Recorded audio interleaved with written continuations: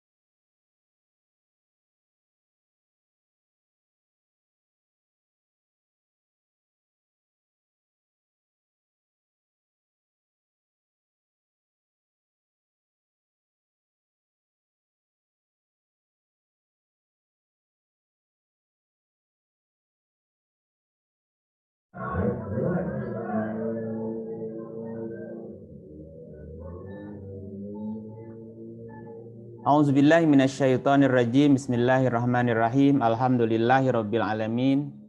Wa bihi nasta'inu ala umuri dunya waddin. Asyhadu an la ilaha illallah wa la syarikalah al-malikul haqqul mubin.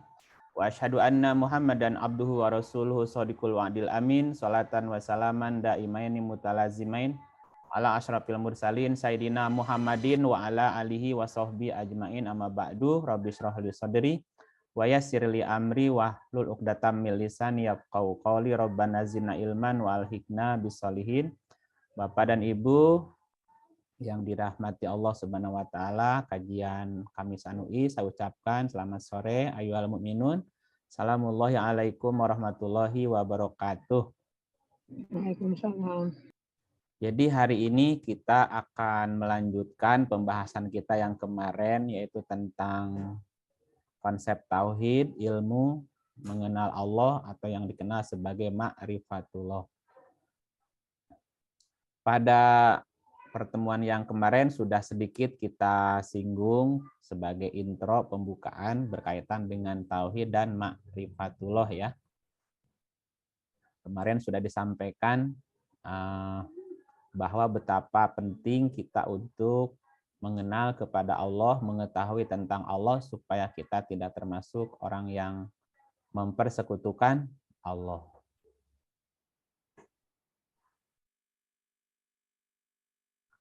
Jadi berbicara tentang tauhid juga bicara tentang makrifat ya, bahwa substansi dari tauhid atau makrifat adalah memahami dan mengenal Allah secara esensi. Jadi supaya kita tidak disebut sebagai zulmun azim atau kegelapan yang sangat gelap gitu. Gelap terhadap Allah karena faktor utama dalam beragama juga adalah mengenal Allah. Sehingga ada ungkapan awwaluddin ma'rifatullah. Jadi awal dalam beragama adalah mengenal Allah. Nah, dalam proses mempelajari atau memahami tentang tauhid, kita bisa menggunakan pendekatan minimal 5 pertanyaan. Kalau bisa 7 nggak apa-apa. Pertanyaan itu adalah yang pertama misalnya, ma itu apa? Apa itu Allah? Terus bagaimana Allah itu? Berapa Allah itu? Kapan Allah itu? Di mana Allah itu? Ketika masih ada pertanyaan-pertanyaan itu di dalam diri, itu menunjukkan kita harus mencari jawaban itu. Atau dengan kata lain kita belum mengenalnya. Sampai tidak ada lagi pertanyaan tentang Allah gitu. Ketika tidak ada lagi pertanyaan tentang Allah atau kita lepas dari pertanyaan-pertanyaan tentang Allah, baik apa, siapa, bagaimana, kapan, di mana, berapa gitu. Nah, itu indikasi kalau kita sudah mengenalnya gitu. Orang yang biasanya berkenalan kan suka banyak tanya kan, siapa namanya, tinggalnya di mana, berapa umurnya, dan seterusnya. Nah, ketika tidak ada lagi yang dipertanyakan, oh berarti kita udah kenal gitu ya. Sedikitnya kita udah kenal. Nah, terus bagaimana cara menjawab pertanyaan-pertanyaan itu di dalam Al-Quran? Maka kita akan mulai belajar tentang ilmu tauhid secara esensi yang sumbernya langsung dari Al-Quran. Nah, kalimat Allah atau lafaz Allah itu disebutkan di dalam Quran tidak kurang dari 2.700 kali. Ya, jadi lafaz atau kalimat Allah itu disebutkan dalam Quran tidak kurang 2.700 kali. Nah, dari informasi sebanyak itulah kita bisa memahami atau bisa mengetahui tentang Allah dengan cara menelusuri semua ayat-ayat yang berhubungan dengan Allah. Karena metodenya kan ayat bil ayat. Ayat menerangkan ayat. Ayat diterangkan oleh ayat. Bahwa Allah adalah, kemarin sudah diterangkan, adalah sebuah nama. Allah adalah nama. Nama Tuhan. Gitu.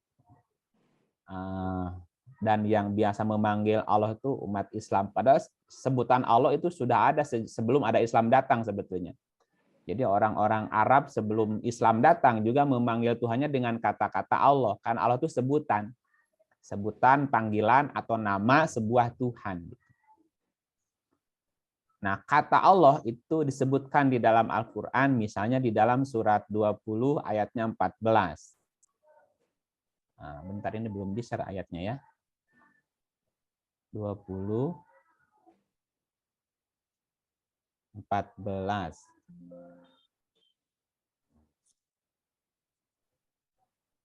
Baca, Pak. Ya, silakan Bu. Bismillahirrahmanirrahim. Bismillahirrahmanirrahim. Sesungguhnya aku ini adalah Allah. Tidak ada Tuhan yang hak selain aku.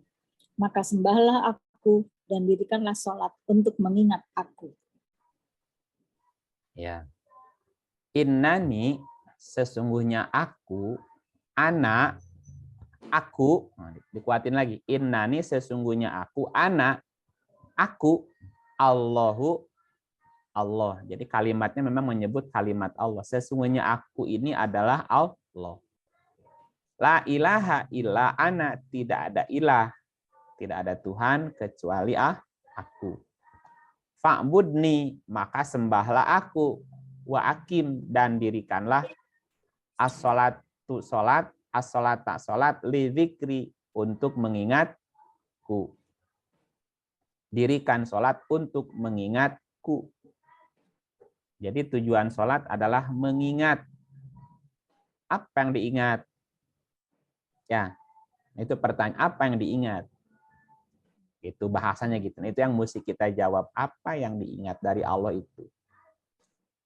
Nah, di ayat yang lain juga diterangkan bahwa ada sebutan lain bagi Allah, ada sebutan lain. Nah, sebutannya kita lihat 17, 110. Bismillahirrahmanirrahim. Katakanlah, serulah Allah atau serulah Ar-Rahman. Dengan nama yang mana saja kamu seru. Dia mempunyai al-asmaul husna. nama-nama yang terbaik, dan janganlah kamu mengeraskan suaramu dalam sholatmu, dan janganlah pula menambahkannya, dan carilah jalan tengah di antara kedua itu. Merendahkannya.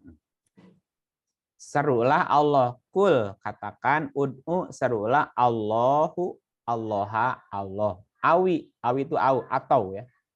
Serulah Allah atau serulah Ar-Rahman. Allah atau Ar-Rahman. Atau itu alias ya. Jadi Allah punya nama lain, punya sebutan lain, punya panggilan lain. Apa panggilannya? Ar-Rahman. Ya. Dengan nama yang mana saja kamu seru, dia mempunyai Asmaul Husna. Jadi Allah atau Ar-Rahman punya Asmaul Husna, punya nama-nama yang baik. Jadi di luar Allah dan Ar-Rahman itu Asmaul Husna, nama-nama yang baik selain Allah dan Ar-Rahman gitu ya. Jadi kita boleh memanggilnya Allah atau manggilnya Ar-Rahman. Wahai atau ya Allah boleh Bu, atau ya Rahman juga boleh. Orang manggilnya yang terkasih, yang maha pengasih ya boleh. Ar-Rahman itu kan artinya pengasih, penyayang ya, pemurah gitu ya. Gitu. Jadi Ar-Rahman itu ya Allah, Allah itu ya Ar-Rahman itu sendiri. Karena kalimatnya atau ya, Allah atau Ar-Rahman. Nah, di dalam kontekstual Quran, itu kita bisa menjumpai tulisan Allah, ya, juga ada tulisannya Rob dan ada tulisannya Ilah. Khusus untuk Rob dan Ilah itu di dalam kebanyakan terjemah selalu diterjemahkan Tuhan. Jadi, nah kalau Allah biasanya nggak diterjemahin Allah ya Allah biasa gitu. Walaupun ada salah satu Allah yang diterjemahkan dengan Tuhan. Nah untuk Rob dan Ilah itu selalu diartikan dengan Tuhan. Ya Allah juga nama Tuhan. Nah, ketika Quran itu nyebut, ya, jadi gini. Ketika konteks tulisannya berbeda, maka punya makna yang berbeda gitu. Nah, maka disitulah kita perlu untuk mengetahui takwil dan tafsir. Takwil dan tafsir. Apa bedanya takwil dan tafsir? Takwil itu artinya maksud. Maksud atau makna atau arti. Nah, misalnya gini, saya kasih contoh. Takwil itu gini. Misalnya Ibu Farida nulis status di Facebook. Suka Facebookan nggak, Bu? Kadang. Misalnya kan misal. Nulis status di Facebook galau. Tulisannya statusnya galau gitu. Dibaca sama temennya kan? Dibaca sama Ibu Dewi, dibaca sama Ibu Suli. Terus yang bacanya bertanya-tanya kan? Ini maksudnya apa? Nah, gitu. Ini artinya apa? Ini maknanya apa? Nah, maksud, makna, arti di balik sebuah tulisan itu namanya apa? Takwil namanya. Takwil ya. Nah, yang tahu takwilnya siapa? Kita. Kalau Bu Farida bikin status, yang tahu maksud kalimat itu siapa? Saya sendiri. Yang nulisnya kan? Iya. Nah, artinya kalau kita ingin tahu takwil, nanya ke siapa? Ke yang nulis. Nanya sama si penulisnya kan? Nah, gitu. Nah, akhirnya kan misalnya ada temennya yang japri atau telepon sama Bu Farida. Kata Ibu Suli, Bu Farida, maaf, itu saya baca status Ibu galau gitu. Itu maksudnya apa sih, Bu? Kan gitu ya? Ya. Maksudnya, nah maksud itu takwil namanya. Itu maksudnya apa? Maknanya apa? Artinya apa itu, Bu? Nah, ketika Ibu Farida ditanya, ngejelasin nggak? Jelasin. Nah, penjelasan itu namanya apa? Tafsir. Tafsir. Tafsir. Ya. Ya. Takwil maksud. Tafsir penjelasan. Penjelasan. Jadi untuk mengetahui takwil perlu apa? Penjelasan. Perlu penjelasan. Nah, ketika kita membaca satu ayat, satu kata, satu kalimat di dalam Quran, ada maksudnya nggak kira-kira setiap kata, setiap ayat, setiap surat itu? Ada dong. Nah, Ada yang dong. siapa yang tahu maksudnya? Yang bikin. Yang nulis. Nulis. Ya siapa yang menurunkan kalimat itu? Allah. Ya Allah sendirilah gitu kan. Nah, supaya kita tahu maksudnya atau takwilnya, nanya siapa? Hanya ke Quran. Iya kan dia sendiri yang harus jawab. Nah, penjelasan tentang satu ayat, penjelasan itu namanya tafsir, Bu. Makanya metodenya ayat ditafsirkan oleh ayat. Karena hanya Allah yang bisa menafsirkan. Jadi untuk tahu maksud ayat harus baca penjelasannya. Di mana? Di ayat lain. Gitu ya? Oke. Ini masih mantul suaranya. Ya. Kita misalnya baca surat 3 ayat 7. 3 ayat 7. Bismillahirrahmanirrahim. Dialah yang menurunkan Alkitab atau Al-Quran kepada kamu. Di antara isinya ada ayat-ayat yang muhkamat. Itulah pokok-pokok isi Al-Quran. Dan yang lain ayat-ayat mutasabiat.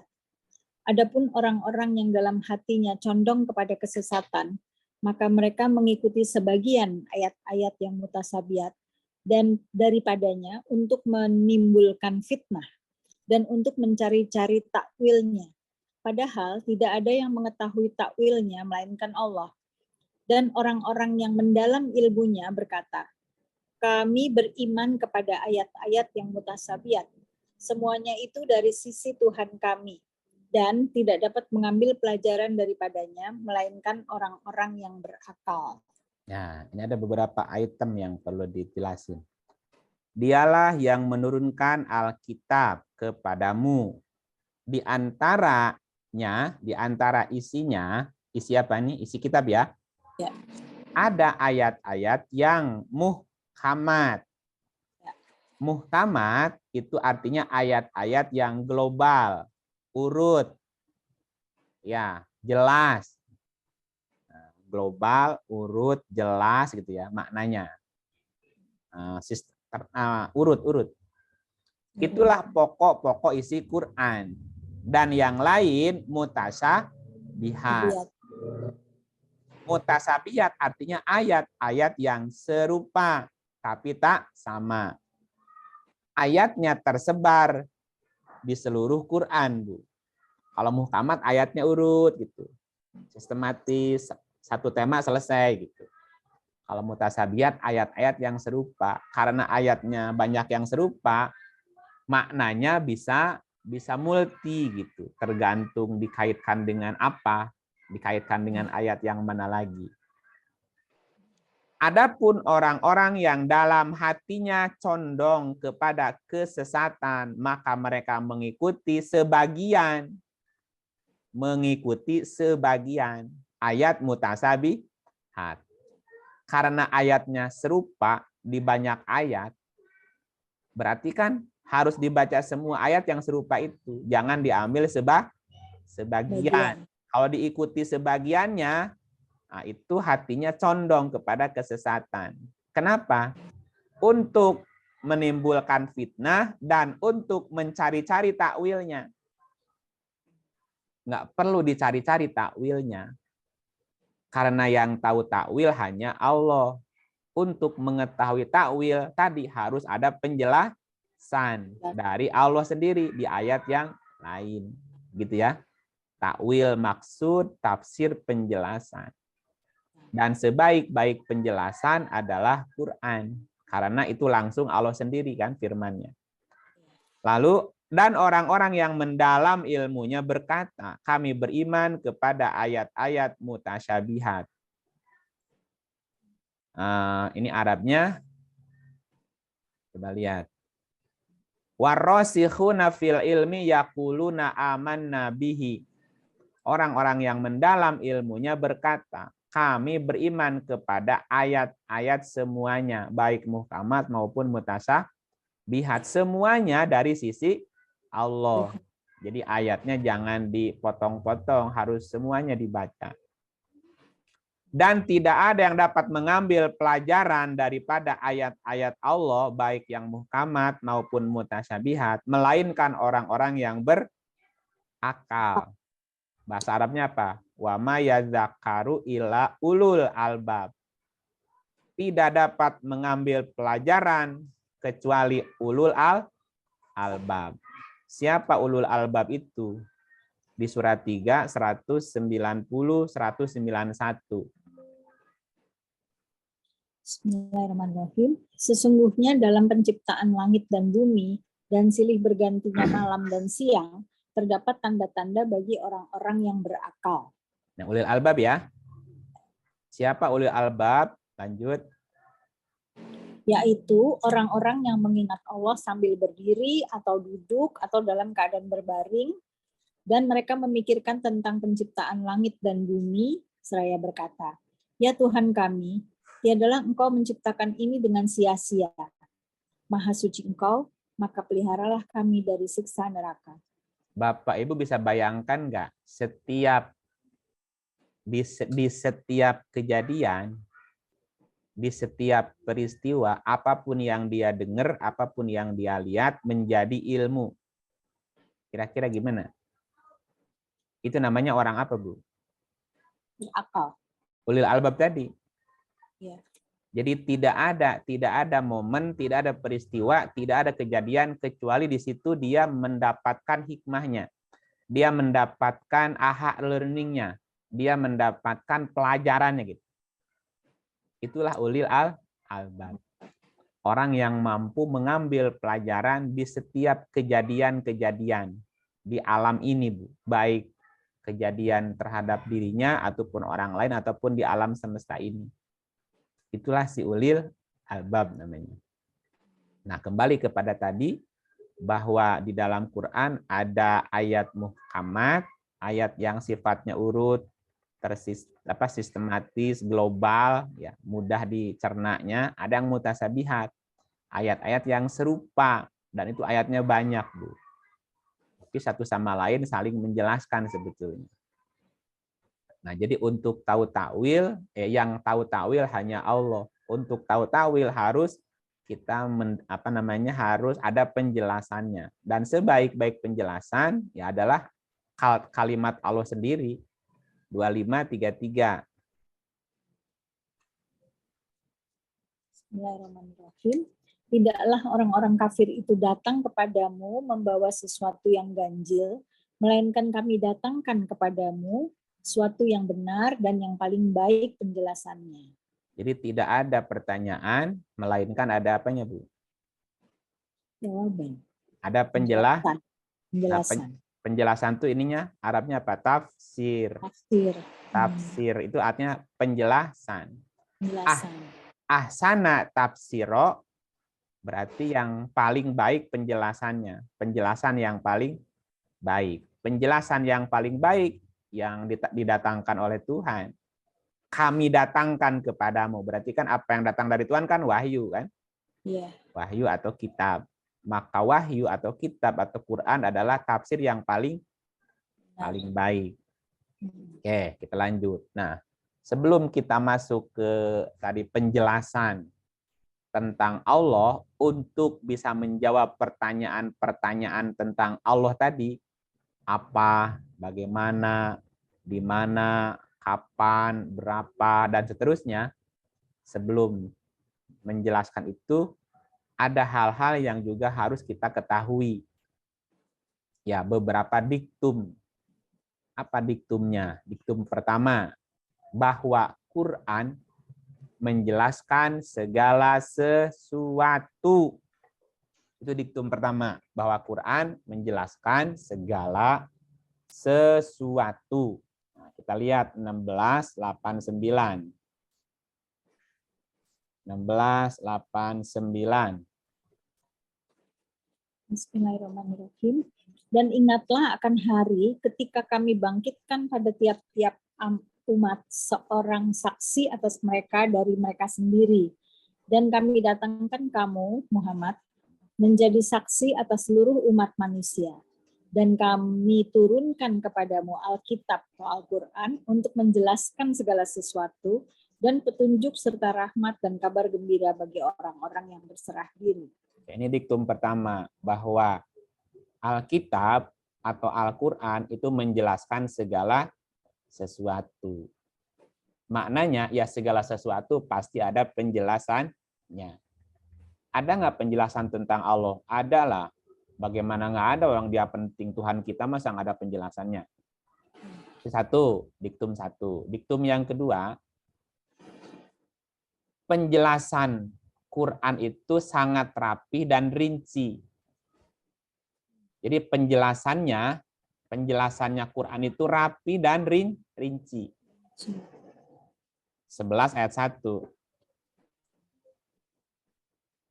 Bismillahirrahmanirrahim. Alif Lam Ya. Suatu kitab yang ayat-ayatnya disusun dengan rapi serta dijelaskan secara terperinci yang diturunkan dari sisi Allah yang Maha Bijaksana lagi Maha Tahu. Ya, disusun rapi, dijelaskan secara terperinci. Karena penjelasannya disusun rapi serta terperinci, bisa buru-buru nggak, Bu? Halo? Enggak. Nah, nggak bisa buru-buru. Enggak. Karena mesti rinci. Sampai hal-hal yang kecilnya dibaca, dipelajari, disampaikan gitu. Diktum kedua ya. Diktum pertama bahwa Quran menjelaskan segala sesuatu. Dan yang kedua penjelasannya rapi dan rinci. Rinci. Metodenya ayat menjelaskan ayat. 16, 101. Mau ganti nggak, Bu? Ya? Serah aja, Pak. Oke. Terus juga ada yang mau bantu? Ini ada Pak Mujitro nggak bisa? Tadi nomor 3 itu metode apa, Pak? Sebentar. ayat dua ayat. Enggak, yang nomor 3. Yang ya. diktum ketiga itu apa metode? Ya, diktum ketiga penjelasannya ayat menerangkan ayat. Oh. Penjelasannya kan pertama Quran menjelaskan segala sesuatu. Ya, yang kedua penjelasannya rapi dan rinci. Yang ketiga penjelasannya ayat menerangkan ayat atau ayat diterangkan ayat, boleh ya? Atau di sama aja sebetulnya. Ya.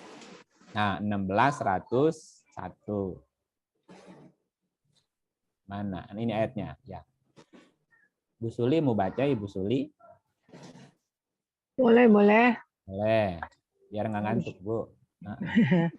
Iya, dingin nih. Bismillahirrahmanirrahim. Dan apabila kami letakkan suatu ayat di tempat ayat yang lain sebagai penggantinya, padahal Allah lebih mengetahui apa yang diturunkannya. Mereka berkata, sesungguhnya kamu adalah orang yang mengada-ngadakan saja. Bahkan kebanyakan dari mereka tiada mengetahui. Ya.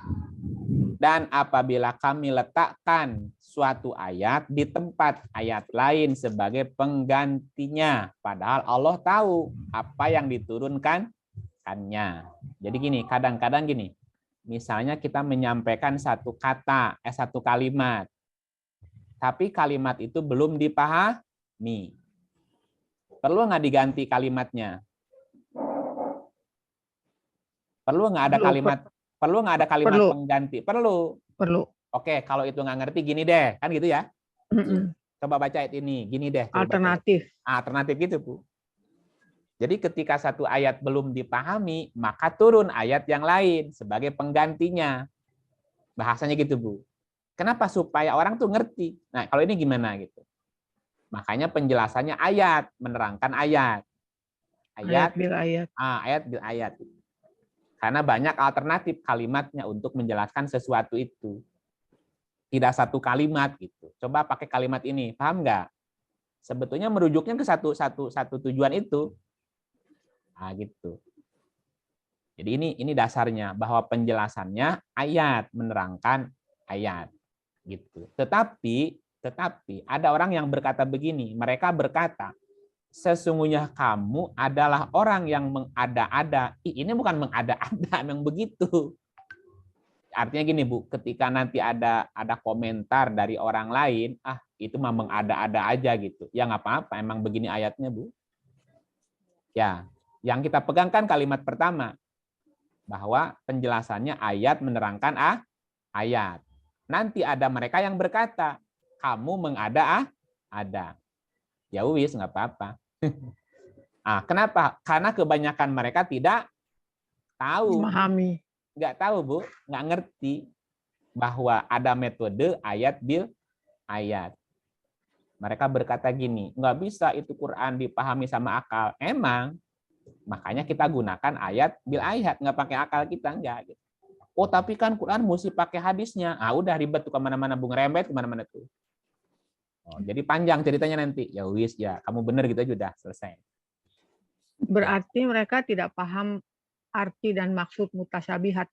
Nah tadi, yang sebelumnya tadi kan diktum pertama apa? Quran menjelaskan segala sesuatu. Berarti semuanya ada penjelasannya dong? Iya pasti. Iya dong. Penjelasannya rapi lagi, rapi, rinci. Karena rapi dan rinci, kira-kira sepotong-sepotong apa tuntas penjelasannya, Bu? Ya harus tuntas. Tuntas lah. Nah, tuntasnya itu tadi dengan cara apa? Ayat menerangkan ayat terus gitu, Bu. Nah, gitu ya. Yang keberapa itu diktum? Ketiga ya.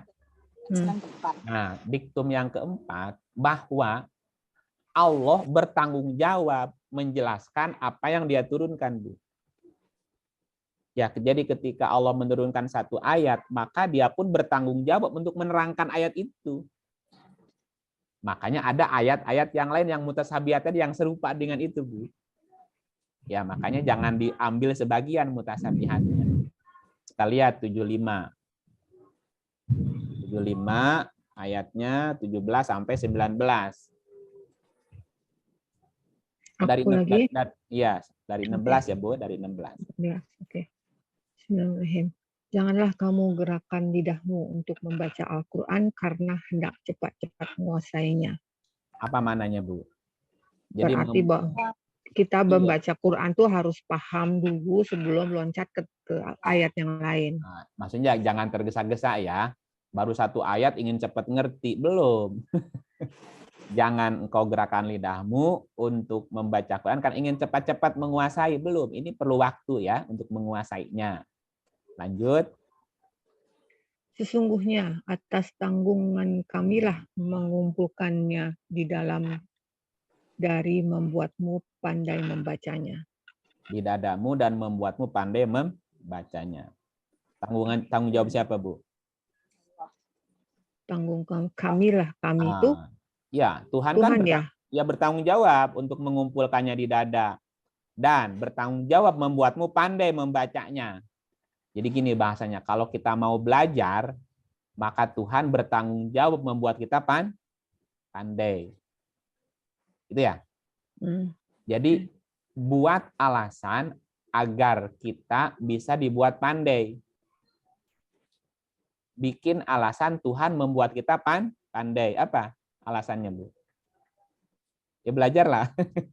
Rajin-rajinlah membaca. Iya, gitu. Ketika kita rajin belajar, maka Tuhan bertanggung jawab membuatmu pandai gitu. Pandai membacanya. Lanjut.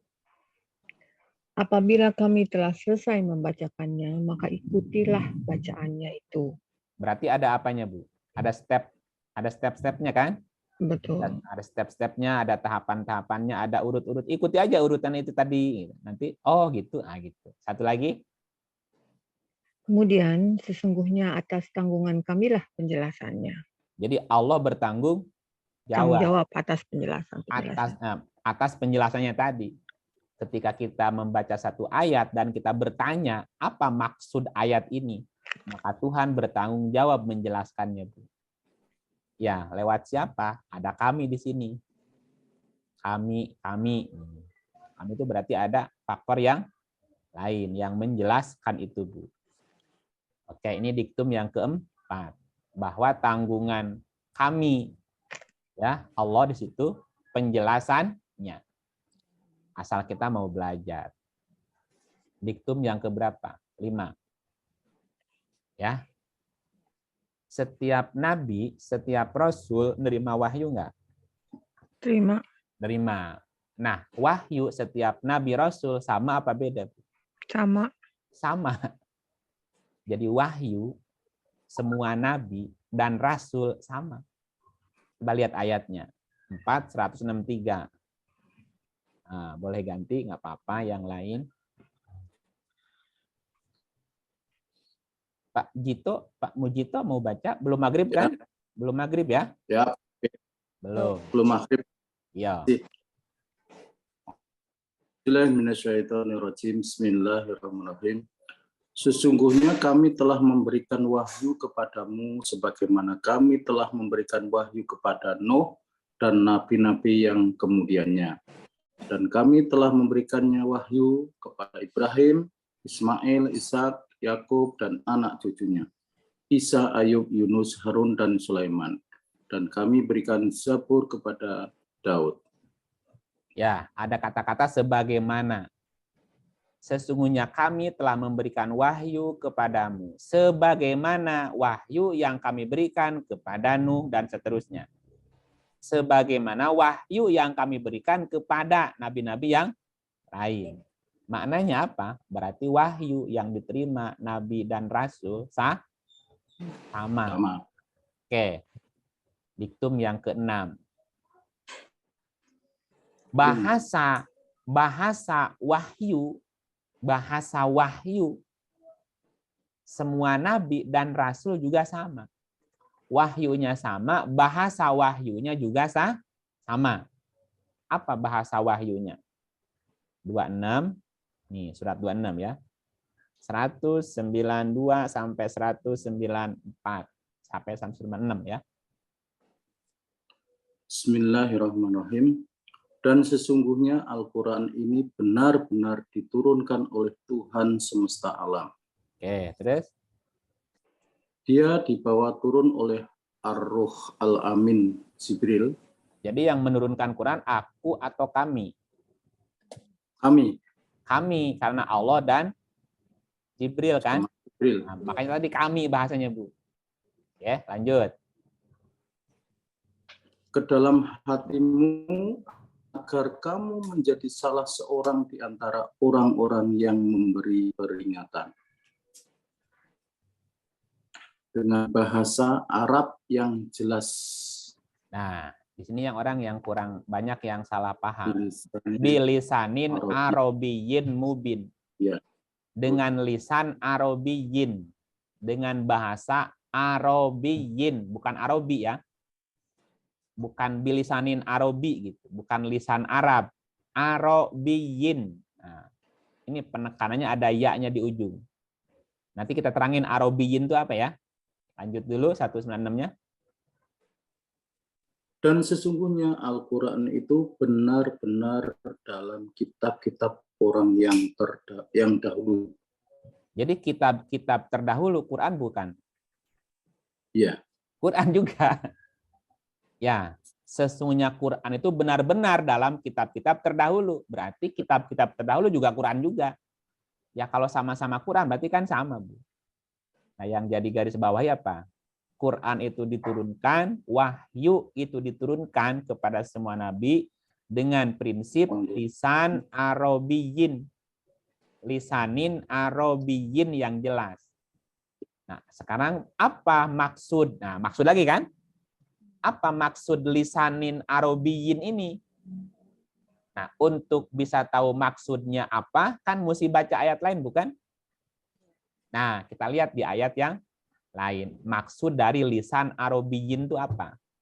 1, 752. Ini penjelasan lisan Arabi ya. Ya. Jadi masih di poin berapa? Masih di diktum ke-6 ya. Jadi 6A gitulah isinya. 752. Bismillahirrahmanirrahim. Dan sesungguhnya kami telah mendatangkan sebuah kitab kepada mereka yang kami telah menjelaskannya atas dasar pengetahuan kami, menjadi petunjuk dan rahmat bagi orang-orang yang beriman. Jadi Quran itu diturunkan dengan prinsip Arabiyin. Makna Arabiyin yang pertama ilmiah. Kalau tidak ilmiah berarti bukan lisanin Arabiyin. Halo? Ya. Ya, jadi Arabiyin, lisanin Arabiyin itu berarti bahasa yang ilmiah. Bahasa yang bersifat ilmiah. Berarti bisa diterangkan dengan ilmu pengetahuan. Kalau tidak ilmiah jadi klinik, berarti bukan lisanin Arabiyin, Bu. Paham ya?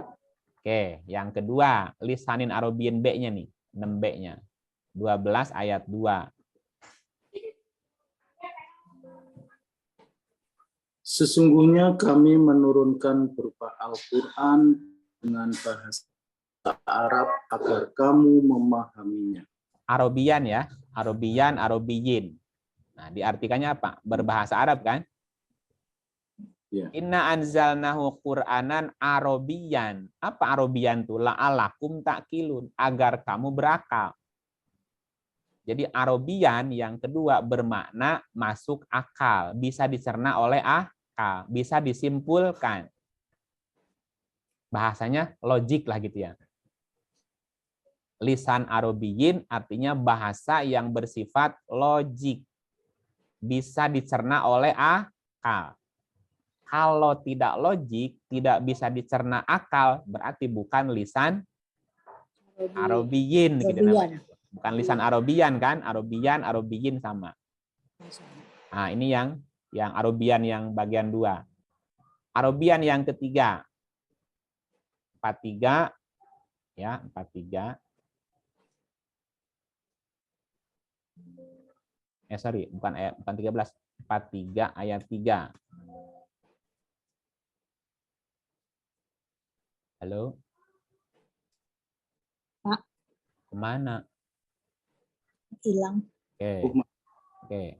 Sesungguhnya kami menjadikan Al-Quran dalam bahasa Arab supaya kamu memahaminya. Jadi lisan Arabi itu apa artinya? Bahasa yang bisa Pahami. dipahami. Kalau nggak bisa dipahami, bukan lisan Arabian namanya. Misalnya, Pak Mujito ngajar di kelas pakai bahasa Urdu. Mahasiswanya orang Kalimantan. Ceramah nerangin kuliah pakai bahasa Prancis. Atau pakai bahasa Arab. Nggak pada ngerti nggak mahasiswanya? Sedikit sekali kalau. Iya, kalau nggak bisa dipahami berarti bukan bahasa Arab, Pak. Bukan lisan Arabian namanya. Karena lisan Arabian itu bahasa yang bisa dipahami. Kalau Pak Mujito ceramah di Arab pakai bahasa Kalimantan, nyambung nggak? Nggak nyambung juga. Jadi pakai bahasa apa? Ada. Jadi pakai bahasa Arab. Nah, ceramah dengan berbahasa Arab di Arab dan pesertanya orang Arab namanya lisan Arabian gitu. Pak Mujito ceramah kuliah di Kalimantan pakai bahasa Indonesia. Lisan apa namanya itu? Arabian. Itu lisan Arabian namanya. Bahasa yang bisa dipahami. Gitu ya. Paham ya? Ya. Saya menerangkan pakai bahasa Arabian enggak? Iya. Iya. Kalau saya ngomong pakai bahasa Arab, Bapak Ibu nggak ngerti, berarti nggak lisan Arabian saya neranginnya. Iya. Nah, itu yang ketiga. Yang keempat, Arabian itu lurus. Lurus, tidak tumpang tindih, Bu. Jadi tidak mungkin satu ayat bentrok dengan ayat lain, nggak mungkin. Kalau bentrok berarti nggak Arabian gitu. Karena makna Arabian itu lurus, tidak tumpang tindih, Bu. Kita lihat ayatnya 3928. 3928.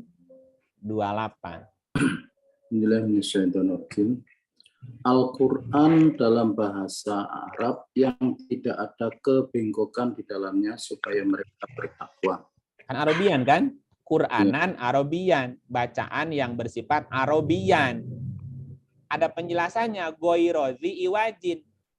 Arabian itu yang tidak ada kebengkokan gitu. Nggak bengkok, nggak rancu gitu. Ya kalau bengkok, rancu, bentrok, sumpang tindih, ya berarti bukan Arabian namanya. Gitu. Tidak boleh satu ayat ada kebengkokan dengan ayat yang lain. Nah, kalau ada kebengkokan, berarti yang salah bukan ayatnya, itu berarti kita memahaminya belum sempurna berarti. Mesti dicari lagi ayat yang lain supaya nggak bengkok lagi. Nah, itu yang keberapa? Jadi Arabian 1 ilmiah, Arabian 2 logik, Arabian 3 dipahami, Arabian 4 tidak tumpang tindih. Tidak tumpang tindih gitu. Nah, yang berikutnya apa tadi Arabian tuh? Tambahin lagi ya. Tambah lagi 13:37. Bukan. Tadi 11 ayat 1 udah ya? Belum? 11:1 udah. Udah penjelasan Udah tadi. Al-Quran sangat rapi. Udah poinnya di atas ya. Tadi rapi, rinci udah ya. Rapi, rinci udah. Berarti Arabian berikutnya, Arabian gitulah. Arabian itu segitu. Kalau mau ditambah 1, 13:37 ada. Tambahannya. Ada Arabian soalnya, Arabian nih. Bismillahirrahmanirrahim. Dan demikianlah kami telah menurunkan Al-Quran itu sebagai peraturan dalam bahasa Arab. Dan seandainya kamu mengikuti hawa nafsu mereka setelah datang pengetahuan kepadamu, maka sekali-kali tidak ada pelindung dan pemelihara bagimu terhadap siksa Allah.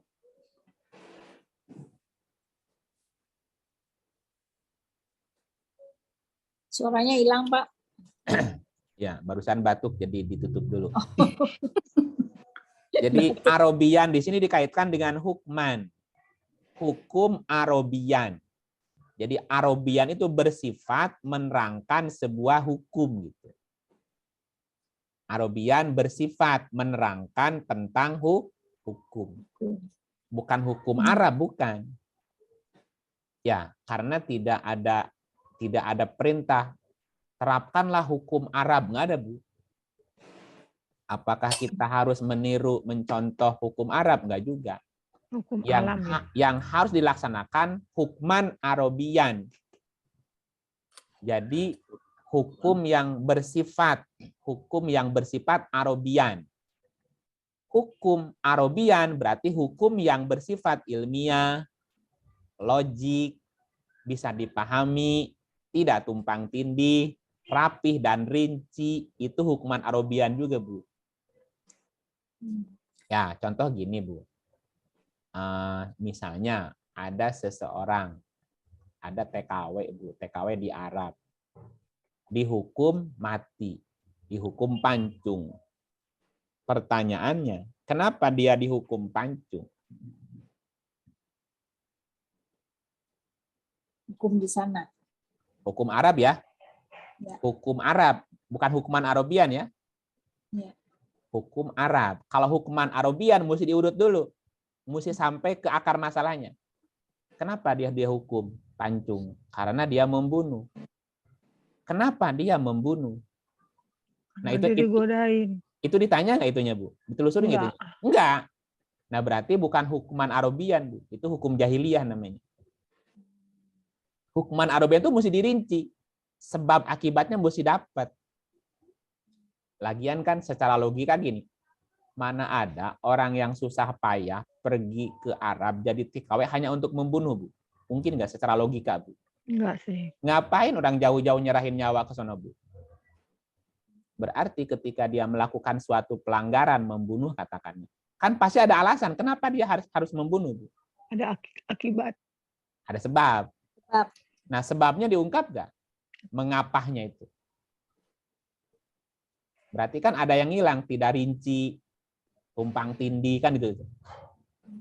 Nah, seperti itu. Sementara tuannya yang memperkosa dia tidak diapa-apain. Misalnya, Bu, kan gitu. Di hukman Arabian, hukum yang bersifat Arabi. Arabian itu berarti bahasa yang bersifat hukum atau menerangkan hukum gitu. Itu kalau dibuat sebuahnya gitu. Oke, nah kita masuk ke diktum ke-7. Diktum ke-7 bahwa syariat semua nabi juga sama. Ya. Syariat semua nabi sama. Nah, ini ayatnya. 42:13. 42:13.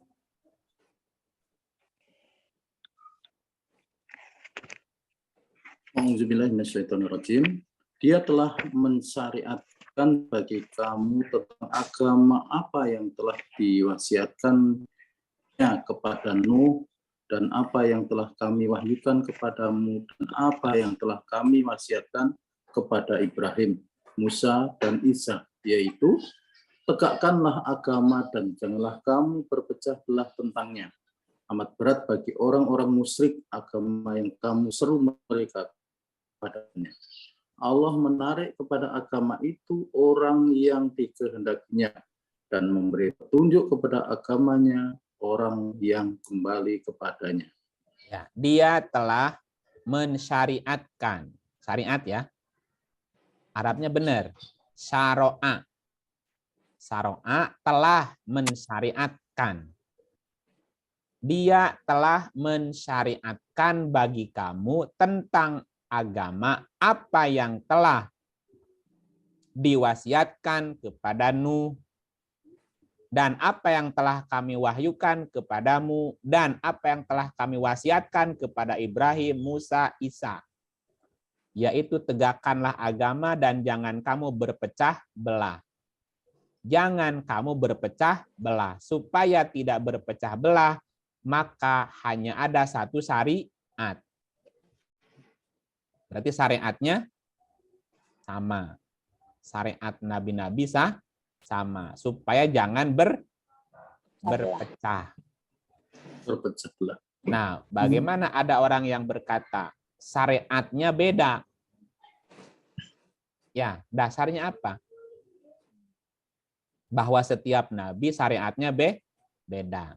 Ini dasarnya ini, Bu. Coba kita perhatikan ya. 2267. 2267. Bismillahirrahmanirrahim. Bagi tiap-tiap umat telah kami tetapkan syariat tertentu yang mereka lakukan. Maka janganlah sekali. Tahan. Coba perhatikan.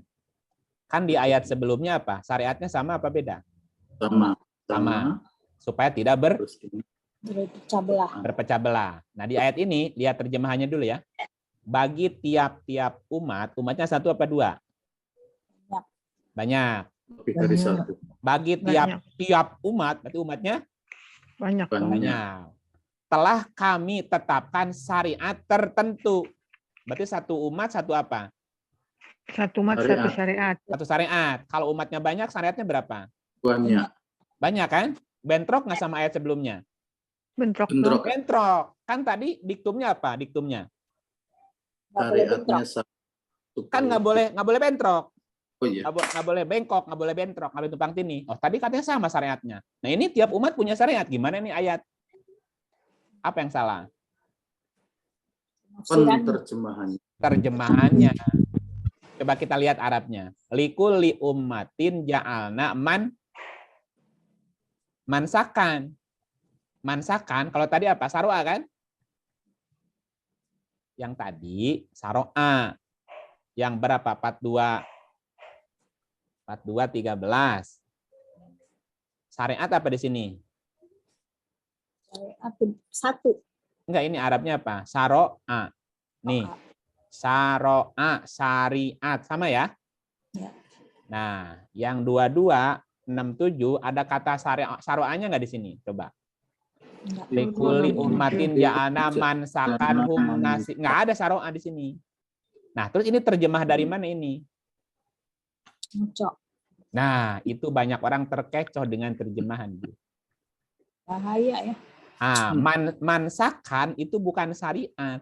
Mansakan itu artinya langkah-langkah, cara-cara, atau metodologi pelaksanaan sebuah syariat. Contoh gini, syariat itu sama. Kalau diterjemahkan salah satu arti syariat artinya jalan besar, Bu. Oke, jalan besar. Untuk apa dibuat jalan besar, Bu? Supaya mempermudah orang, mempermudah orang sampai ke tempat tujuan. Jadi dibuatnya jalan besar, dibuatnya syariat apa? Agar mudah memahami. Mudah. Mudah sampai dan selamat gitu. Jadi syariatnya yang sama itu apa? Setiap orang selamat sampai tujuan dengan mudah gitu. Itu syariatnya, Bu. Syariat. Sama kan, siapapun ingin selamat, siapapun ingin mudah, siapapun ingin sampai ke tempat tujuan, itu namanya syariat. Sama, Bu. Jalan itu dibuat untuk supaya tiap orang sampai ke tempat tujuan dengan aman, dengan selamat gitu. Sentosa. Nah, selama dalam perjalanan itu, di dalam syariat ada rambu-rambu. Ada rambu, ada jalan belok kanan, jalan belok kiri, jalan alternatif, Bu. Ya, ada tanda lalu lintas. Itu namanya mansakan. Mansakan. Oh, mansakan itu adalah tanda-tandanya ya, Pak ya? Tanda-tandanya, cara-cara untuk lewat jalan itu, Bu. Bisa nggak naik bis kota? Ya, ya. Naik damri, naik bajai, naik grab car, naik odong-odong, jalan kaki, bisa nggak, Bu? Bisa. Ya, bisa. Nah, yang sama syariatnya, yang berbeda apanya, Bu? Caranya. Cara melewati di jalan itu. Jalan tolnya sih sama ya. Jalan tolnya sama, tapi kendaraan yang dipakai yang berbeda. Itu namanya mansakan. Mansakan itu maknanya metodologi atau cara-cara melaksanakan syariat itu, melewati jalan tadi, Bu. Ya, jadi boleh beda nggak mansakannya, Bu? Boleh. Boleh beda. Jalannya sama nggak, Bu? Tujuannya sama. Nah, gitu. Sama-sama mau ke Bandung dari Jakarta, Bu. Jalannya kan sama tolnya. Gitu. Bahaya banget nih, Pak ya. Kedua jalur. Kesalahan ini. Lah iya. Itu yang menyebabkan jadi berantem itu, Pak. Iya, boleh beda mansakan, boleh beda cara, boleh beda metode, selama syariatnya sama. Yang penting syariatnya nggak beda ya. Iya. Iya, kalau yang satu, misalnya gini, tujuan mau ke Bandung, Bu. Ya, mau ke Bandung. Yang satu naik taksi. Satu naik taksi. Taksinya ke Bandung ya, Pak. Sampai nggak ke Bandung, Bu? Sampai. Nah, yang satu naik kereta tapi arahnya Jogja. Nyampe Bandung nggak, Bu? Enggak. Nyampe, cuman lewat. Lewat Jogja. Lewat doang. Kan kelewat ke Bandung. Tapi nggak sampai di Bandung. Lewat doang. Ini kok Bandung jadi berubah? Kamu salah syariat namanya itu namanya. Syariat itu pasti menuju tujuan yang sama. Kan tadi satu syariat supaya tidak berpecah belah kan? Gitu. Pertanyaannya kenapa harus sama syariatnya? Karena ujungnya harus sama. Tidak boleh beda. Agar ujungnya bertakwa. Supaya bertakwa. Coba lihat 2192. 2192.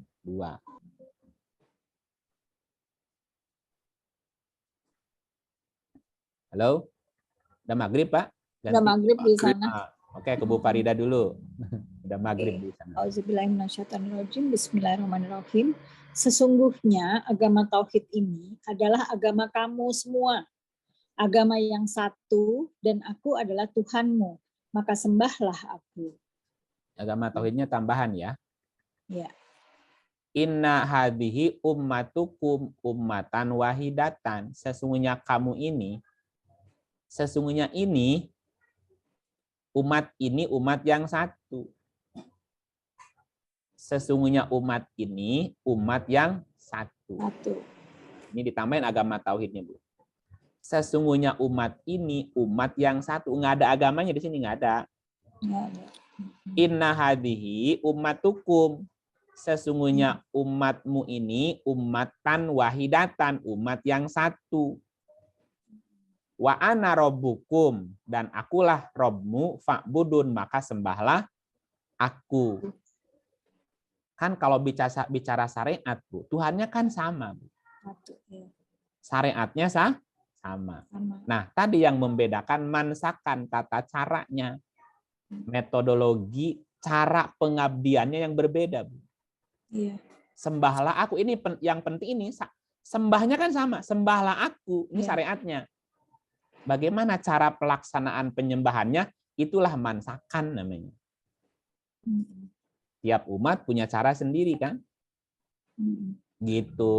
Makanya tadi jangan berantem gara-gara beda mansakan. Iya, paham. Paham ya? Jangankan beda agama, satu agama aja caranya bisa beda, Bu. Kita bisa ribut. Nah, tapi kan ribut lagi. Iya. Yang satu, gini misalnya, yang satu ingin orang tuanya selamat. Yang lain juga ingin orang tuanya selamat. Orang tuanya udah meninggal, Bu, ceritanya. Ya, misalnya satu keluarga punya orang tua.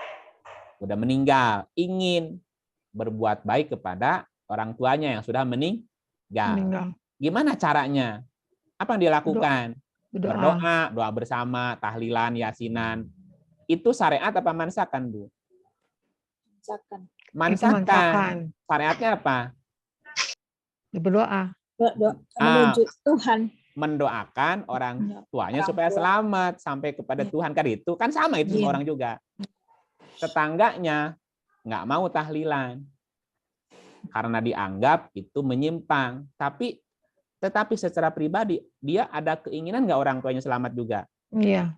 Niatnya menyelamatkan orang kan tua. sama, tapi kan prakteknya bisa beda. Yang satu dengan doa bersama tahlilan, ini mah enggak, masing-masing doanya. Ya sudah, itu memansakan, yang ribut. Boleh tanya, Pak? Apa ya? Ya. Jadi kalau misalnya agama orang tua kita berbeda, kita mendoakan dia dengan cara kita itu, itu mansakan kan? Mansakan Bisa tata aja, cara bisa berbeda. Karena tiap umat punya mansakan yang berbeda. Gitu. Kalau kembali ke yang tadi, yang 2267, kan jangan berantem gara-gara mansakan. Tapi ini terjemahnya mesti diganti. Dan bagi tiap-tiap umat telah kami tetapkan mansakan. Mansakan itu tata cara pelaksanaan pengabdian ya. Yang mereka lakukan, maka janganlah sekali-kali mereka membantahmu dalam urusan mansakan. Bukan syariat, ini syariat lagi di dalam urusan mansakan. Jadi boleh nggak saling mencela, saling menyalahkan mansakannya orang, Bu? Sebetulnya nggak boleh. Nggak boleh, orang ini pelanggaran ini. Jangan, kamu jangan meributkan mansakan. Jangan berbantah-bantahan karena berbeda mansakannya. Kan yang penting apa? Untuk apa kamu melakukan itu? Ya, untuk kembali ke Tuhan, untuk berdoa kepada Tuhan. Ya wis, udah sama. Aku juga lain punya danau, lain ikannya ya. Nah, lain danau, lain ikan. Lain ladang, lain belalangnya. Pak Iip, ya. Pak Iip, ini saya khawatir nggak cukup waktu kalau saya tanya nih nanti. Ya. Karena sebetulnya dari tadi saya sebetulnya sudah mau tanya ya Pak. Kan terus terang saya memang yang punya pertanyaan bagaimana mengenal Allah secara benar gitu. Iya. Nah, lalu tadi diantaranya Pak Iip itu sedang membicarakan mengenai diktum satu, dan yang terakhir itu yang tercatat di saya kalau salah maaf baru 6, tapi 6 itu ada 6, ada 6B, ada 6 gitu ya. Terus kalau 7 tuh yang mana sih? Oke. Nah, gini saya bukan ralat, saya rapain dulu ya. Jadi yang diktum yang ke-6 bahwa bahasa wahyu semua nabi sama. Bahasa apa? Lisan Arabian. Nah, lisan Arabian itu maknanya apa? Ada 6 tadi. Ya. Ya, Arabian pertama ilmiah, 2 logik, 3 mudah dipahami, 4 tidak tumpang tindih, 5 apa tadi? Menerangkan hukum. Ya, menerangkan tentang hukum. Hukum yang Arabian. Berarti ada 5 ya. 5 tuh. 5 yang penjelasan Arabian. Kalau mau masuk yang rapi rinci jadi 6 tuh. Diktum yang ketujuh bahwa syariat semua nabi sama. Diktumnya itu bahwa syariat semua nabi sama. Kenapa harus sama? Supaya tidak berpecah. Satu tujuan yang sama ya. Nah, yang membedakan, jadi ini diktum yang ke-8 berarti. Yang membedakan satu umat dengan umat lain, nabi dengan nabi lain adalah mansakannya. Mansakan artinya metodologi atau tata cara pelaksanaan dalam rangka mengabdi kepada Tuhannya. Berarti ada diktum yang ke-9. Kalau syariatnya sama, agamanya sama apa beda Bu kira-kira? Nah, Bisa itu Pak beda. tadi di salah satu ayat itu ada kata-kata agama dan agama. Lalu yang terakhir itu tadi Pak Iip, agama itu nah inilah, serulah kepada agama Tuhanmu. Saya mau tanya Pak, agama yang tertulis di dalam ayat Al-Quran, itu sebetulnya artinya sama tidak dengan agama yang kita sebut sehari-hari? Ya, pertanyaan bagus. Ini dibaca dulu ayat ini. Nah ini. Ya. Tadi kan 21 ayatnya 92. Yang tadi. Ya. Ini 23 ayatnya 52. Ya, tapi bunyinya kan di awalnya sama tuh bunyinya. Wa inna hadhihi ummatukum ummatan wahidah wa ana rabbukum fattak. Kalau tadi fa'budun. Wa ana rabbukum fa'budun. Kalau ini wa ana rabbukum fattakun. Ujungnya yang berbeda. Tapi awalnya sama. Sesungguhnya ini adalah kalau kita baca terjemahan, sesungguhnya agama ini agama kamu semua, agama yang satu. Ya kalau kita mau jujur dengan terjemahan, berarti agama setiap nabi sama apa beda, Bu? Beda. Ini agama yang satu. Kok satu beda gimana? Sama dong. Kan agama yang satu. Agama kamu semua agama yang satu. Jadi agama para nabi, para rasul sama nggak, Bu? Sama. Agama yang satu kan? Cuma mansakannya beda. Kan tadi yang bedanya mansakannya. Nah, pertanyaannya gini, kok faktanya ini agama jadi banyak? Iya. Islam aja banyak. Iya. Belum Islamnya pecah lagi. Islam apa lagi? Coba lihat ayat berikut, Bu. Ayat berikutnya lihat. Ya, Bu Farida boleh? Bismillahirrahmanirrahim. Kemudian mereka pengikut-pengikut Rasul itu menjadikan agama mereka terpecah belah menjadi beberapa pecahan. Tiap-tiap golongan merasa bangga dengan apa yang ada pada sisi mereka masing-masing. Jadi Ibu yang membuat agama jadi pecah jadi banyak siapa, Bu? Manusia. Orang, manusia. Pengikutnya. Iya. Nabinya kan sama agamanya dari nabi pertama sampai nabi terakhir. Siapa yang membuat agama jadi banyak terpecah-pecah? Ini ayatnya. Politik ya Pak ya? Bukan. Sekarang gini, saya nggak mengaitkan itu misalnya dengan politik ya Pak. Di dalam penyataan sehari-hari, dalam kehidupan sejak saya lahir, itu sudah ada Pak agama ini, agama itu, agama itu. Bahkan di KTP pun ditulis agama kita. Gitu. Nah, makanya pertanyaan saya, apakah memang agama di dalam Al-Quran ini itu agama yang bisa disebutkan namanya gitu. Sementara yang kita sedang bahas ini, agama itu kalau saya terjemahkan adalah ajaran Tuhan gitu loh Pak. Ya, ya. Artinya apa yang menjadi ya ajaran dia, karena setiap rasul mendapatkan wahyu yang sama. Sama. Dan wahyu itu kan sebetulnya adalah ajaran-ajaran dari Allah yang disampaikan kepada setiap nabi, dan sama gitu. Tetapi Betul, yang betul. kemudian hadir di dalam kehidupan adalah judul-judul atau nama agama yang berbeda-beda. Saya setuju dengan yang kita bicarakan sampai terakhir bahwa sebetulnya intinya sama. Jadi kalau kita mengenal Tuhan, mengenal Allah, itu sebetulnya sama. Cuma yang berbeda adalah syariatnya, atau tadi yang disebut dengan manfaatnya itu syariatnya sama. Ya, syariatnya sama. Itu adalah beda. Jadi metodologinya kan Pak yang beda. Iya. Ya, metodenya yang beda. Ya, itu tetap pertanyaan inti saya, Pak. Apakah memang misalnya begini, ada departemen agama, ada orang yang mengurusi agama gitu. Dan diakui bahwa ada agama A, agama B, agama C gitu. Ya. Itu kan berarti digolong-golongkan, ada orang yang menganut agama ini, mengambil agama itu gitu loh. Ya. Ini yang tetap membuat saya bertanya-tanya. Apalagi ini ada kasus ya Pak, betul ini. Itu ada kasus seorang ayah yang mengancam kepada anak-anaknya, kalau sampai kamu bisa menikah dengan yang non-muslim, saya rela mati untuk itu. Dia ngomong gitu. Kan ini padahal yang bicara begitu, Pak, itu seorang ustadz dan doktor, Pak. Terus terang. Jadi saya mau bertanya betul,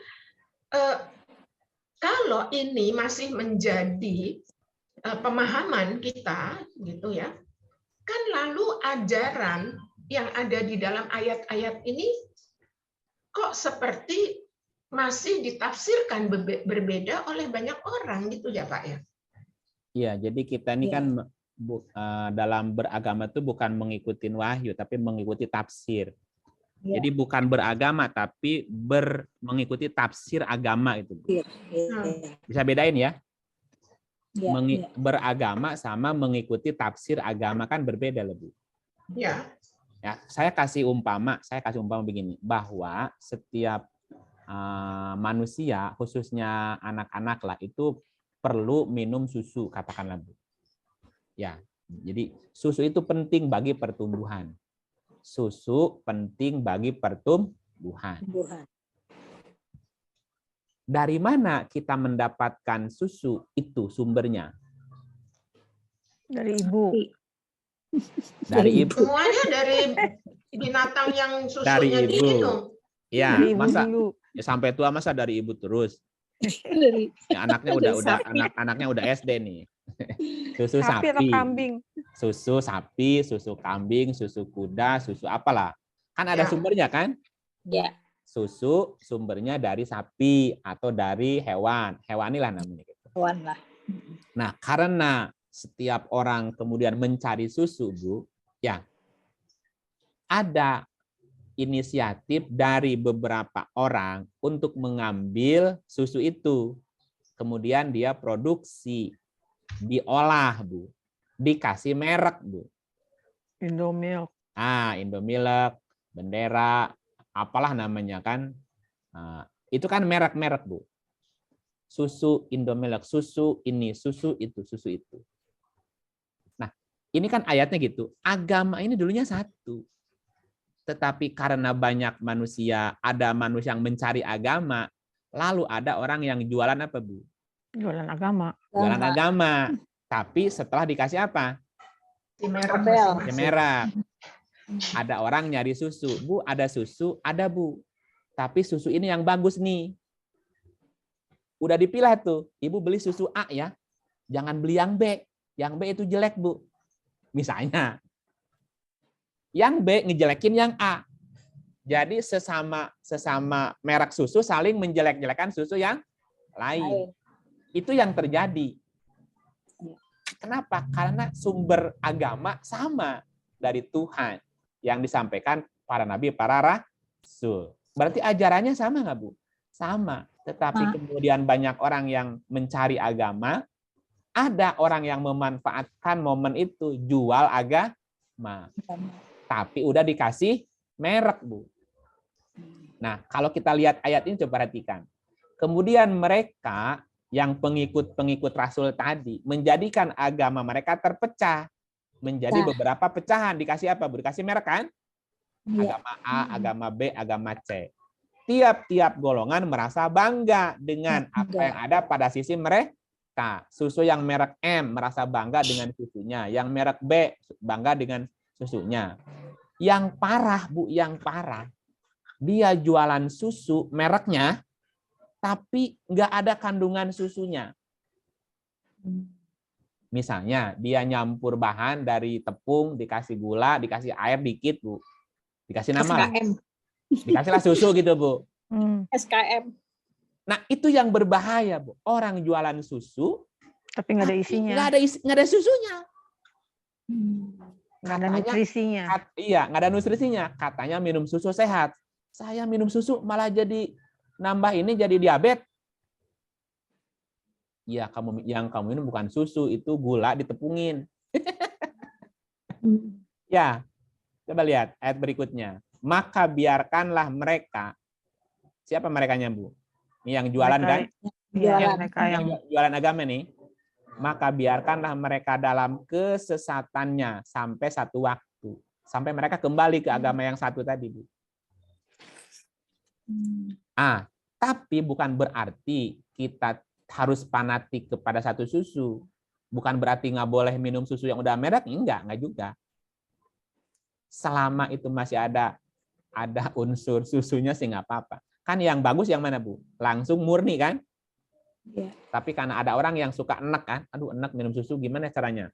Dikasih manis dikit. Jadi pemanis itu hanya tambahan, tapi bukan pokoknya. Nah sekarang yang manis yang pokoknya, Bu. Warna, pemanis, macam-macam. Yang repot tadi, nggak ada unsur susunya, tapi dikasih nama susu gitu. Nah banyak orang yang menjual agama, tapi sebetulnya dia bukan agama. Racun nyempung. Gitu ya, Bu ya? Misalnya apa? Ya? Misalnya Ya, nanti kalau dikasih contoh nanti saya jadi jelek-jelekin orang nanti. Iya, boleh nggak nanya, usah. Pak. Iya, nggak perlu. Nanti itu di black. Pak, Ya. boleh tanya, kalau di Al-Quran ditulis Nasrani, Yahudi, Majusi, itu menerangkan agama atau kaum? Ya, coba lihat ayatnya ya. Lihat ayatnya, Bu. Lihat ayatnya. 22:17. Lihat dulu. Nih, baca aja, Bu Suli. Oke. Sesungguhnya orang-orang yang beriman, orang-orang Yahudi, orang-orang Syabi'in, orang-orang Nasrani, orang-orang Majusi, dan orang-orang musyrik, Allah akan memberi keputusan di antara mereka pada hari kiamat. Sesungguhnya Allah menyaksikan segala sesuatu. Berarti kaum ya, Pak ya? Tunjukin kata agamanya di mana, Bu? Iya, nggak ada. Nggak ada. Karena kan kita pengertiannya itu agama. Iya, coba ini tunjukin kata agamanya di mana, coba. Sebetulnya sih nggak ada ya, kalau dibahas terjemahannya juga nggak ada ya. Iya, di sini nggak ada. Makanya kenapa saya tadi tanya agama itu, apakah pengertiannya sama gitu ya Pak dengan Ternyata tidak. agama yang kita dalam bahasa sehari-hari gitu. Iya. Orang-orang Yahudi kaum jadinya. Coba kalau kita Umat. Pak, kalau di Ya. dalam bahasa Arabnya ya Pak ya, di dalam tulisannya Arab nih, di situ apa memang agama Pak tulisannya Pak? nggak ada Nggak kata ada. agama, nggak ada kata agama di situ. Tadi agama juga bahasa Arabnya apa ya? ayat tadi juga nggak ada. Din. Din. Din kan agama. Din itu agama. Din. Oh, bukan Allah ya? Din itu agama. Sedangkan di situ tidak ada ya Pak ya yang Nggak ada yang kata di agama. ayat-ayat yang tadi juga nggak ada. Nggak ada. Karena kan begini ya Pak ya, kembali lagi kepada esensinya gitu. mengenal Allah gitu. Kan waktu itu Pak Iip membedakan ya, kita belajar dulu mengenal Allah tuh seperti apa, bagaimana gitu ya. Ini Bapak jelaskan semua, tapi juga nanti caranya kan gitu ya Pak. Betul, Caranya. Nah, ini kita kan belum sampai ke caranya ya Pak ya. Belum. Ya, belum. Jadi baru bagaimana mengenal Allah, ini kita sedang sampai kepada mengenali bahwa ya melalui wahyu-wahyunya itu ya Pak ya. Baru cerita diktum. Apa Pak? Baru cerita diktum bahwa Quran menjelaskan segala sesuatu. Untuk menjelaskan tadi tentang Allah, detailnya gitu Bu. Ini kan jadi pondasinya supaya nanti nggak ragu. Nah, kembali ke pertanyaan terakhir gini kan, kalau kita mau terjemahin satu-satu gimana? Innalladzina amanu. Sesungguhnya orang-orang yang amanu. Yang beriman. Nah, amanu itu apa, Bu? Amanu itu artinya memastikan, menjamin, menentukan, menanggung, merasa, berpikir, menganggap. Itu secara bahasa. Atau ginilah, sesungguhnya orang-orang yang berkomitmen gitu bersama. Amanu namanya kan? Innalladzina amanu. Sesungguhnya orang-orang yang amanu. Amanu itu maknanya banyak. Salah satunya berkomitmen, memastikan, menentukan, memilih, gitu kan? Amanu artinya Bu. Orang yang mengasuransikan, jadi aman namanya. Memberikan jaminan, mengasuransikan kan supaya punya rasa aman Bu. Ini apakah ada hubungan dengan agama? Ya enggak. Enggak juga kan? Ini kan sikap hidup. Terus waladina hadu, dan orang-orang yang hadu. Apa artinya hadu? Hadu itu orang-orang yang menerima petunjuk atau orang-orang yang berpetunjuk. Hud, hadu dari kata hada, yahdu. Hadu orang-orang yang berpetunjuk. Ini agama apa proses dalam kehidupan nih? Ya kan sebetulnya berarti orang-orang yang punya pegangan, orang-orang yang punya. Ya, kalau kan? Ini kan tidak lagi cerita satu agama tertentu, enggak. Ya, yang punya pedoman dalam hidupnya, punya keyakinan sendiri. Gitu. Ya gitu, punya petunjuk, punya pedoman. Innalladzina amanu walladzina hadu wassobiin. Dan sobiin. Apa arti sobiin itu, Bu? Sobiin juga ada artinya. Sobiin bisa bermakna orang-orang terdahulu, mendahului, melebihi, mempelopori, mengawali, terjadi lebih dulu. Sobiin tuh ya orang-orang dulu, yang pelopor masa lalu, nenek moyang kita, itu sobiin Bu. Jadi sesungguhnya orang-orang yang amanu berkomitmen, waladina hadu dan orang-orang yang berpetunjuk, wasobiin dan orang-orang yang terdahulu, orang-orang terdahulu yang jadi pelopor, yang mengawali sesuatu gitu. Ini kan bukan lagi cerita agama sebetulnya. Iya. Terus wan nasoro apa arti nasoro? Dan orang-orang yang menang, berhasil, menjadikan bangga gitu, membuat indah, menjadi mulia, menjadi sukses gitu Bu. Arti nasoro, orang-orang yang sukses, orang-orang yang menang, orang-orang yang berhasil gitu kan. Kalau terjemahin satu-satu, wal majusa. Jadi ini kalau saya tarik ya Pak, apa yang baru saja Pak I jelaskan. Artinya kita mengacu kepada orang-orang yang berhasil, yang baik, yang dulu, yang pokoknya yang positif ya Pak, gitu semua di dalam perilakunya, dalam sikapnya semua. Artinya memang sebetulnya kita jadi tidak bicara agama, tetapi kelihatannya wahyu-wahyu ini arahnya adalah kalau kita kenal Allah, kita mengikuti itu semua, sebetulnya kita punya acuan, yaitu orang-orang yang sudah berhasil atau orang baik, orang yang tadi yang Pak Iip sebutkan tadi gitu ya Pak ya. Artinya kita mempunyai ciri-ciri itu, begitu. Iya, atau ini bisa jadi jalan Bu. Iya, menjadi arah sebetulnya. arah atau jalan. Arah kemana kita menuju gitu ya. Betul, betul. Ya kalau kita terusin satu-satu, coba terusin dulu. Wal majusa kan, ada kata majusa. Diartikan orang-orang majusi. Majusa itu artinya orang-orang yang menyelidiki, menggali, menjajaki, Bu.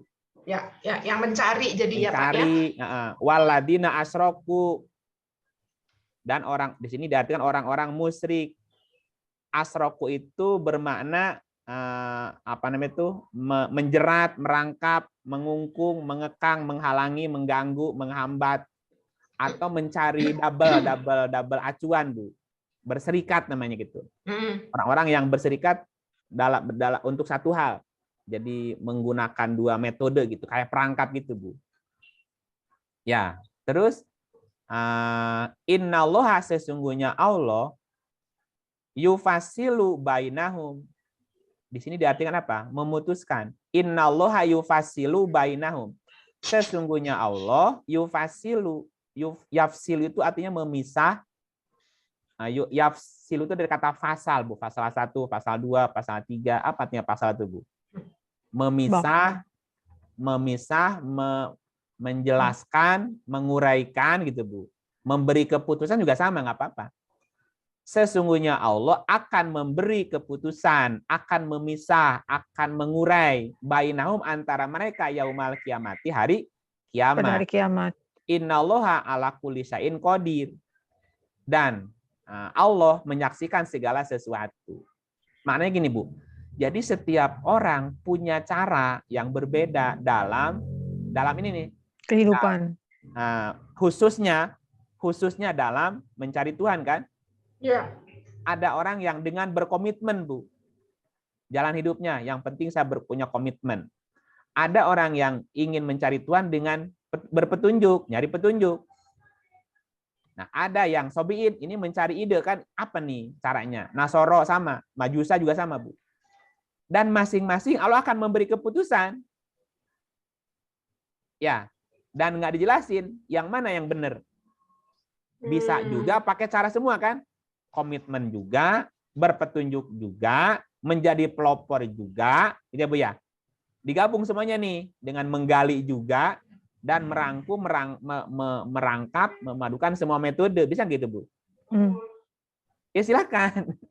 Banyak cara, banyak jalan menuju Roma gitu loh, Bu. Ya, jadi memang nggak gampang loh, Pak, beneran buat saya. Karena lalu nggak ada satu cara atau nggak ada satu petunjuk yang sangat itu ya, Pak ya. Sebab begini, ini yang lalu 2 minggu lalu bicara tentang Allah harus berdasarkan satu yaitu ilmiah dan kedua penemuan-penemuan terakhir gitu ya. Ini yang hudan. 3 ilmu, hudan dan riset ilmiah terakhir. Ilmu. Hudan itu petunjuk wahyu. Iya. Dan kitabin munir. Nah, itu kan riset jurnal ilmiah, penelitian terakhir. Iya. Oke. Nah, kan kalau artinya yang memang sama sekali nggak mudah ini. Benar loh, Pak. Dari tadi saya mikirnya sampai ini belum lagi pertanyaan saya adalah begini, Pak. Rasanya untuk saya pribadi nggak mungkin sudah. Saya nggak belajar dengan misalnya melalui Pak Iip. Rasanya saya nggak mungkin. Kenapa, Pak? Sebab mana bisa saya itu memahami ayat-ayat Al-Quran yang sebetulnya satu dengan yang lain punya kaitan ya, Pak. Seperti yang selalu dilakukan oleh Pak Iip.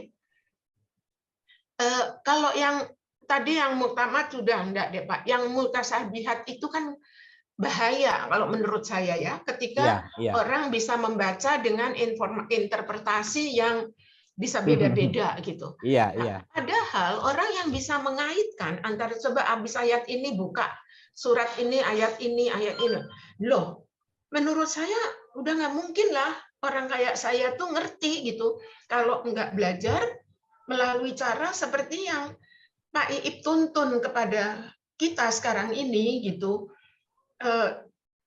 Bukan saya saya nggak membantah apapun sama sekali ya Pak ya, tetapi saya hanya mengatakan bahwa betapa susah ya, sulit gitu, nggak mudah gitu. Makanya pertanyaan saya tentang agama dan sebagainya itu jadi kacau dengan apa yang disebut agama sehari-hari gitu ya.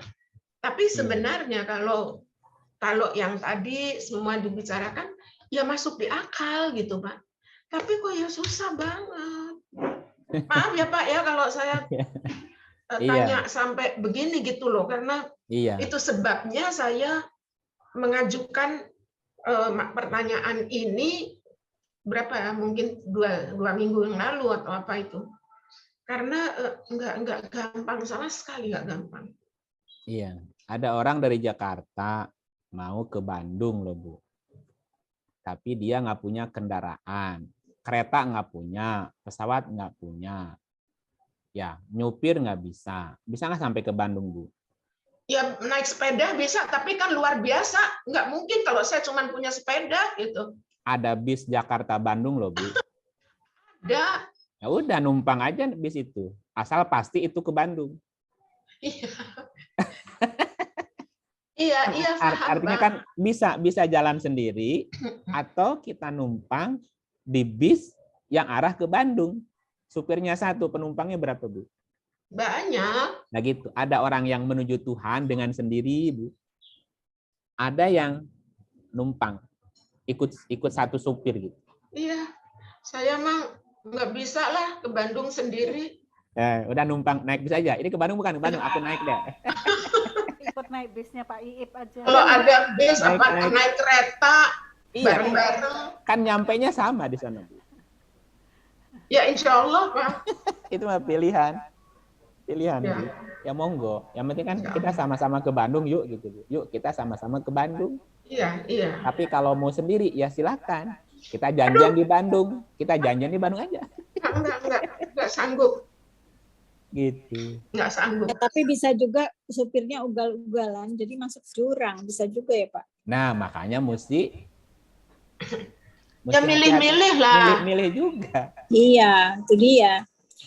Karena krusialnya adalah kalau penerjemahannya salah dan atau si supir busnya itu salah menghubungkan ayat, menerangkan ayat yang nggak nyambung, sebetulnya salah sambung tadi, gitu Pak tadi ayatnya. Di surat 3 ayat 7 tadi ada yang mencari-cari apanya? Takwil. Mencari sepotong-sepotong. Nah, mencari-cari takwilnya untuk mencari fitnahnya kan? Ada. Iya. Ambil sepotong ayat mencari fitnah, dicari-cari takwilnya tuh gitu sama dia. Jadi mesti hati-hati mencari supir bus ya Pak. Iya. Hanya itu gawat. Kalau boleh tanya-tanya gitu kan boleh toh Pak ya. Ya makanya harus nanya Bu. Iya, kalau harus saya mah beneran deh. Nah, kalau kita kembalikan ke judul Bu, dari diktum di atas tadi, ya kita kembalikan ke judul tentang tauhid kan, oke? Iya. Nah, kita kan lagi ngebahas tauhid, ngebahas ma'rifat. Kalau kita perhatikan diktum di atas, pasti pemahaman dan pengetahuan semua nabi dan rasul tentang Allahnya kira-kira sama nggak Bu? Sama. Pasti sama. Kalau sumbernya bahasa wahyu semua nabi dan rasul sama. Berarti pemahaman semua nabi rasul tentang Tuhan sama nggak Bu? Sama.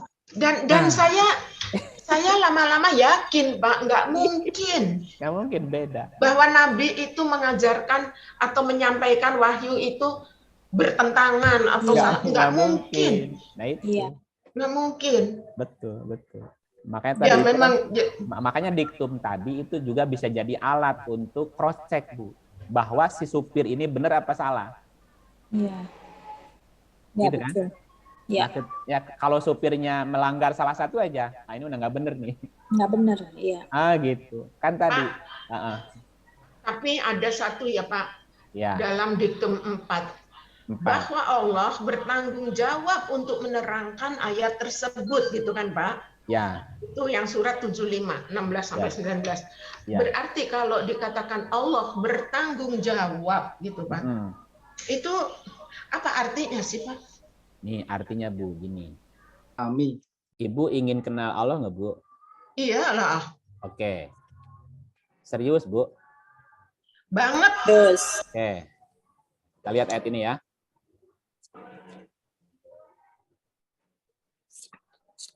Monggo, mau dibaca sama Ibu? Boleh. Bismillahirrahmanirrahim. Hai manusia, sesungguhnya kamu telah bekerja dengan sungguh-sungguh menuju Tuhanmu. Maka pasti kamu akan menemuinya. Pasti, Bu? Pasti katanya. Nah, syaratnya apa? Sungguh-sungguh. Sungguh-sungguh Nah, iya, apa buktinya sungguh-sungguh? belajar. Nah, sungguh-sungguhnya ini ya Pak, kan bisa kita tafsirkan Iya. berbeda gitu ya. Ya, Bisa tafsirkan berbeda. Saya pikir saya ini udah bersungguh-sungguh sekali. Saya pengen mengenal Allah, saya mendekatkan diri apa gitu. Apakah kesungguh-sungguhan saya itu benar, tepat, apa enggak, kan gitu ya Pak? ya. Nah, itu yang mesti dicari penjelasannya di ayat lah lain. Ini kan Arabnya kadihun. Innaka kadihun. Diartikannya sungguh-sungguh. Apa definisi sungguh-sungguh itu? Sehingga kita bisa bertemu Tuhan gitu loh. Nah, ini yang perlu dijelaskan di ayat lain. Jangan pakai opini. Nah, itulah. Kan Nah. mesti ayatnya yang tahu kan Pak Iip. Nah, kan mesti buka lagi ayat yang lain, Bu. Maka itulah Pak. Nah, makanya Ayat mana, Pak? makanya diktum Quran tadi rapi dan Ya. rinci itu ada sebenarnya. Jadi apa Iya, kalau maksudnya? tahu. Gitu. Buka lagi ayat yang lain. Ayat mana, Pak? Ya. Ayat apa tentang apa? Yang kadihun. Yang sungguh-sungguh itu Yang Pak. kadihun. Tadi, Ya, kadihun itu apa? Sungguh-sungguh tadi. Ya mesti dilihat. Iya. Sungguh. Ya kan jadi panjang. Sungguh-sungguhnya. Iya, jadi Saya sama panjang. sungguh-sungguhnya Mbak Dewi beda. Tahu maksudnya seperti mana? Itu dia kan. Beda. Iya. Nanti dicari apa namanya Apa sih, kriteria Pak? Iya, kriteria sungguh-sungguhnya apa? Kadihun dari kata kadaha. Bu. Kadihun dari kata kadaha. Nah, saya coba buka kamus ya, Bu ya. Tuh maghrib. Ini udah maghrib. Udah Pak, udah gelap memang. Atau lain kali ya Pak ya. Ya sudah. Dulu nih. Soalnya Ya, sudah. sungguh-sungguhnya itu loh Pak. Iya. Jadi Udah. penasaran nih, Pak. Kalau Tahu kamu ya, Pak, ya? sungguh-sungguh pasti ketemu Tuhan. Nah, itu dia. Jadi Kita dia ukurnya soal Iya kan? sungguh-sungguh ini ya kalau kita ukur bicara, sungguh-sungguh. jangan-jangan kan relatif ya, setiap kita punya pemikiran atau pemahaman beda atas sungguh-sungguh kita. Iya. Sungguh-sungguh banget gitu, sungguh-sungguh benar apa? Sungguh-sungguhnya. Iya, Iya. makanya sungguh-sungguhnya kan Beda. kriterianya kan yang harus kasih dia sendiri. Nah, itu dia. Bukan sungguh-sungguh. Saya kan udah sungguh-sungguh, tapi kok nggak ketemu juga? Itu kan misalnya gitu. Terus yang Nah, lain itu kan dia, yang Pak. terus Belum gitu. Itu dia Bilang, tuh, Pak. Kita belum. jadi ngukur nih. Mesti ngukur diri nih jadinya. Ya, ada ukurannya, semuanya ada ukurannya, ada kriterianya gitu. Iya. Jangan-jangan kita belum sungguh-sungguh. sungguh. Nah, Ah, gitu. Pak, Ya, ini udah maghrib, minggu depan kita mulai dengan soal sungguh-sungguh ini ya Iya, Pak ya. betul Mbak. boleh. Semuanya boleh. mesti ingat loh, ayo. Semuanya Boleh, ingat ya. boleh. Kita Boleh. ngomong tentang apa artinya sungguh-sungguh. Kita Boleh. kira boleh. kita udah sungguh-sungguh, padahal Padahal belum. Ada Belum sungguh-sungguh. Ya. Oke, kita tutup Ya, dulu Pak. dengan auzubillahi minasyaitonir. Terima Terima kasih Terima Bapak Ibu kasih. semuanya ya. Assalamualaikum. terima kasih banyak Pak